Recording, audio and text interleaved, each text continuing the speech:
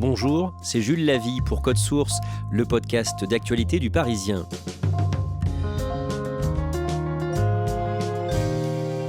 Quand le Covid brise des familles. Julien, la quarantaine, vit loin de son fils depuis la séparation avec son ancienne compagne il y a 8 ans. Le petit garçon et sa mère habitent aux États-Unis. Julien, lui, est resté en France. Il n'a pu voir son fils, que nous appellerons Nicolas dans ce sujet, qu'une seule fois depuis le début de la pandémie. Et cette situation lui pèse de plus en plus. Il témoigne aujourd'hui dans Code Source au micro de Claudia Prolongeau.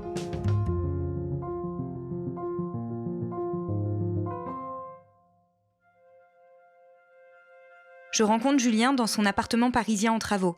La peinture vient d'être refaite, des toiles de protection en plastique recouvrent encore les meubles. Nous sommes au dernier étage d'un immeuble avec une cour fleurie, dans un arrondissement animé de Paris. Et Julien adore cet endroit.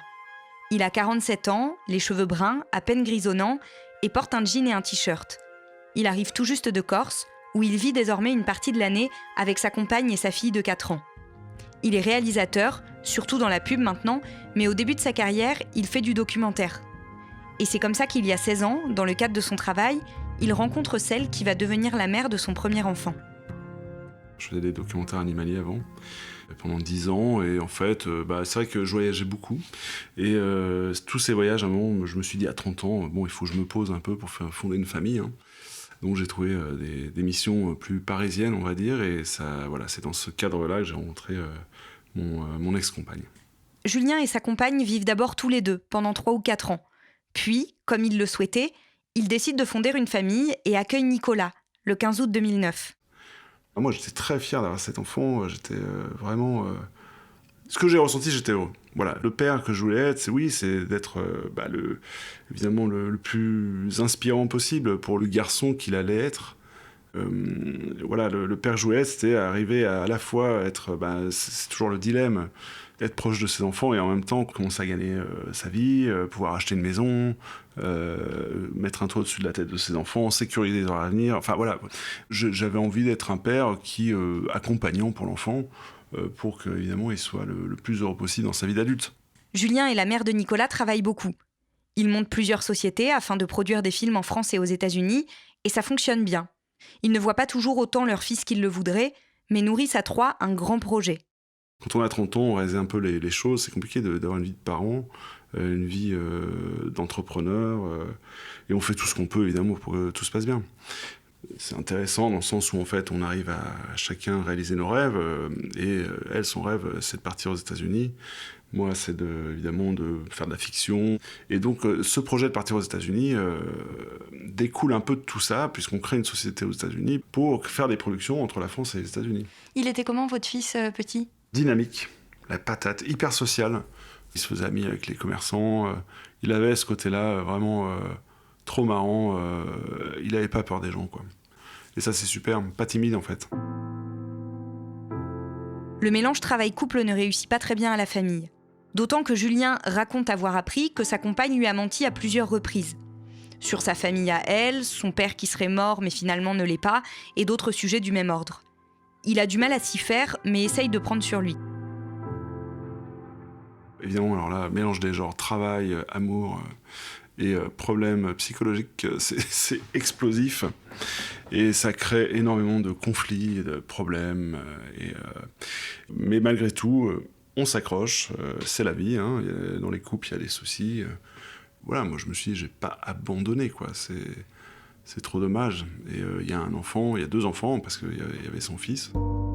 Au fil des mois, le projet américain se concrétise. Mais quelques semaines avant le départ, tout explose.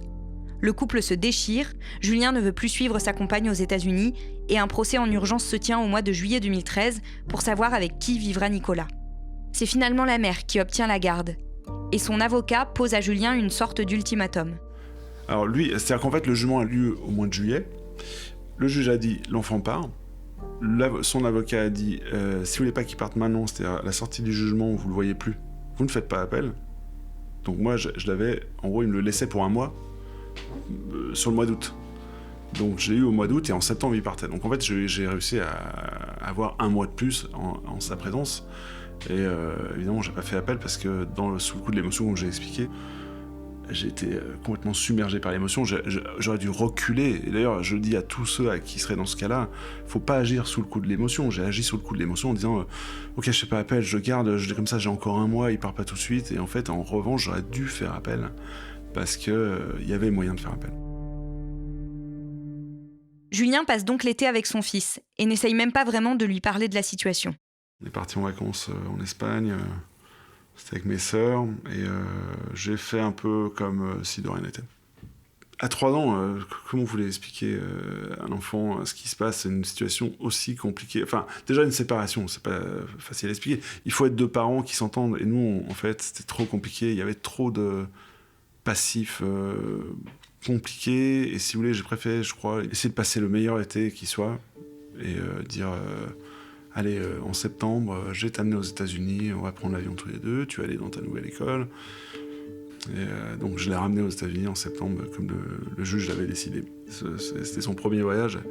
Et donc il est entré dans une sorte de preschool là-bas. Et voilà.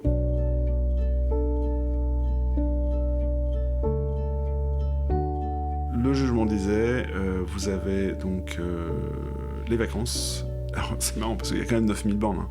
1 mois et demi les grandes vacances, vous l'aurez un Noël sur 2. Vous avez toutes les petites vacances et lorsque vous allez aux États-Unis, si vous prenez 15 jours avant, vous pouvez l'avoir avec vous. Bon, évidemment c'est inapplicable, je peux pas y aller à toutes les petites vacances, c'est impossible. Donc ce que je faisais c'était les 1 mois et demi d'été, ça c'était vraiment inébranlable. Et parfois, j'y allais, j'arrivais peut-être à avoir un tournage là-bas, du coup je me rendais là-bas. Et à la suite du tournage ou avant le tournage, je me débrouillais pour être avec lui. Mais c'était très difficile d'entretenir une régularité avec lui. La relation à distance, c'est compliqué. Vous avez l'impression quand même de conserver un lien vraiment important avec lui ? Ce que j'ai essayé de faire, c'est de trouver des activités qu'on a en commun, qu'on ait quelque chose qui nous relie. Depuis qu'il est petit, je l'ai mis sur des skis, par exemple. Voilà. Il a accroché, et donc c'est là-dessus qu'on se retrouve. Et en fait, j'essaie de créer des objectifs ou des activités communes. Pendant 8 ans, même si le contexte est difficile, Julien arrive à maintenir avec son fils un lien fort. Ils se voient environ tous les 3 mois, partagent de bons moments, s'appellent tous les dimanches. De son côté, il a un 2e enfant, une fille, avec qui Nicolas loue aussi des liens forts. En janvier 2020, quand le coronavirus fait son apparition dans la presse française, Julien se dit immédiatement que la situation est grave. Mais il n'imagine pas à quel point elle va changer sa vie et celle de son fils. Jusqu'à ce que Donald Trump impose en mars 2020 le travel ban à l'Europe. Ça signifie que les résidents européens sur le sol américain peuvent quitter les États-Unis, mais qu'ils ne pourront peut-être pas y revenir. Dans le même temps, les Européens n'ont évidemment pas le droit de s'y rendre non plus.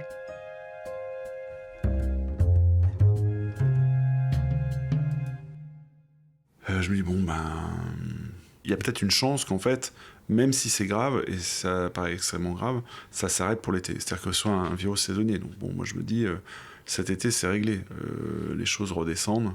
Mais en fait non, ça s'est pas passé comme ça, malheureusement. Et donc, premier été, je vois que le travel ban ne se lève pas. Les Français peuvent revenir, mais ils ne peuvent pas rentrer aux États-Unis. Parce que on ne peut rentrer aux États-Unis que si on est américain, ou si on a une carte verte. Les gens qui ont des visas, comme moi, ou comme sa mère, ne peuvent pas rentrer. Sauf, alors il y a une solution qui commence à arriver au bout d'un certain nombre de mois, on va dire peut-être, je sais plus, je pense que c'est à l'été d'ailleurs que ça arrive. Il y a une technique qui fait que les Français ou les gens qui veulent vraiment aller aux États-Unis sous visa doivent embarquer de France en Espagne, d'Espagne au Mexique, passer 15 jours au Mexique hors de Schengen, et là vous pouvez rentrer aux États-Unis. Donc c'est un bazar, quoi. Julien n'a pas les moyens ni le temps de choisir cette option. Alors il attend. Et je me dis, effectivement, je vais le voir à Noël. En fait, je le vois pas à Noël. Parce qu'en fait, à Noël, c'est toujours pas réglé. Il y a toute sa famille ici. En fait, toute sa famille est française. Déjà, en tant que moi, père, c'est compliqué, mais du coup, je les explique pas à les grands-parents. Julien essaye de maintenir un lien coûte que coûte avec son fils. Mais ne pas se voir rend les choses encore plus difficiles, d'autant que la situation n'améliore pas ses relations avec la mère de Nicolas. On s'appelle tant qu'on peut, mais évidemment, des fois c'est pas possible, des fois c'est des longues semaines.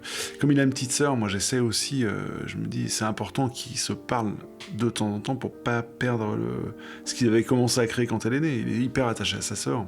il est hyper mignon avec elle, il demande souvent des nouvelles, elle lui manque énormément, chaque fois il me le verbalise et je suis très content parce que je me dis que c'est quand même important pour avoir un semblant de cohésion familiale, si on peut dire ça comme ça, mais bon, c'est pas vraiment le cas. Quand les vaccins commencent à donner des résultats satisfaisants, Julien reprend espoir. Ça a été vraiment l'espoir dans le sens où moi je me suis dit, bon, dès que je peux je me fais vacciner parce que je me suis dit, il y aura le pass sanitaire, bon, on va pouvoir voyager peut-être avec le pass sanitaire, donc il faut se faire vacciner le plus vite possible. Donc je me suis mis sur Covid list, etc. Mais pour l'instant c'est pas l'actualité. Pour des raisons professionnelles, en mars, Julien obtient l'autorisation de se rendre aux États-Unis. Évidemment, il se précipite pour voir son fils. J'ai réussi à le voir.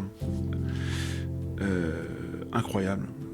Phénoménal. Ça faisait déjà 1 an et demi que je l'avais pas vu. C'était inespéré. Ça a été une aubaine.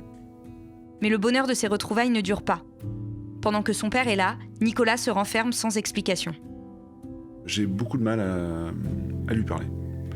Je ne l'entends plus.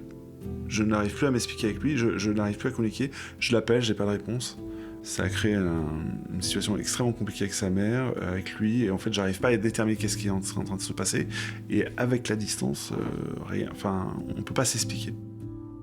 Donc là, en fait, le 2e été arrive, le travel ban est toujours en place.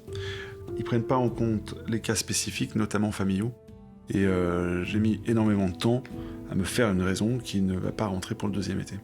La dernière fois qu'il est venu en France, c'était en août 2019, donc ça va faire 2 ans. Là, en ce moment, j'ai l'impression qu'il disparaît.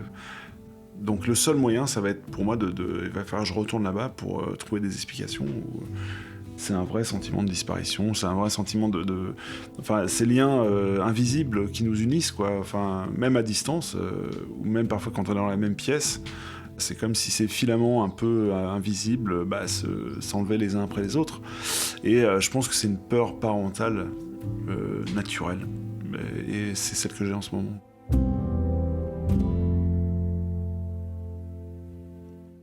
Claudia, on sent Julien désespéré. Il ne trouve pas de solution pour l'instant ? Pour le moment, il ne voit pas de solution. Il a entendu dire qu'il peut demander pour son fils à l'ambassade un INE, ce qui signifie intérêt national exceptionnel. Le problème, c'est que l'ambassade ne dira si Nicolas peut en bénéficier qu'une fois que Nicolas sera sur le territoire français. Or, la mère ne veut pas le mettre dans l'avion sans être certaine qu'il pourra revenir. Donc, il va essayer d'obtenir cet intérêt national d'exception pour lui-même, mais il ne sait pas du tout si ça peut fonctionner, et donc c'est loin d'être gagné. On sait combien de Françaises et de Français sont dans sa situation aujourd'hui ? Non, c'est difficile à quantifier, d'autant que, comme on le disait dans le cas de Nicolas, il y a son père, mais il y a aussi sa petite sœur, il y a ses grands-parents. Enfin voilà, dans une famille, en fait, il peut y avoir énormément de personnes qui sont concernées par ça. La conseillère des Français de l'étranger à Washington, Béatrice Lédier, a lancé une pétition contre le travel ban. Ça a été signé par plus de 4000 personnes, donc ça signifie qu'il y a quand même des milliers de personnes qui sont concernées. Et il se trouve qu'il y a une rumeur qui court en ce moment, disant que Joe Biden pourrait lever le travel ban le 4 juillet. C'est pas du tout confirmé, toutes les familles espèrent que c'est vrai, mais pour l'instant, on n'en sait pas plus. Merci Claudia Prolongeau. Cet épisode a été produit par Thibault Lambert et Clara Hage. Réalisation Julien Moncouquiol. Code Source est le podcast d'actualité du Parisien, disponible chaque soir du lundi au vendredi. Pour ne rater aucun épisode, abonnez-vous sur Apple Podcast, Google Podcast ou encore Podcast Addict. N'hésitez pas à nous écrire directement, codesource@leparisien.fr. Et puis si vous aimez Code Source, dites-le nous en laissant des petites étoiles ou un commentaire sur votre application préférée.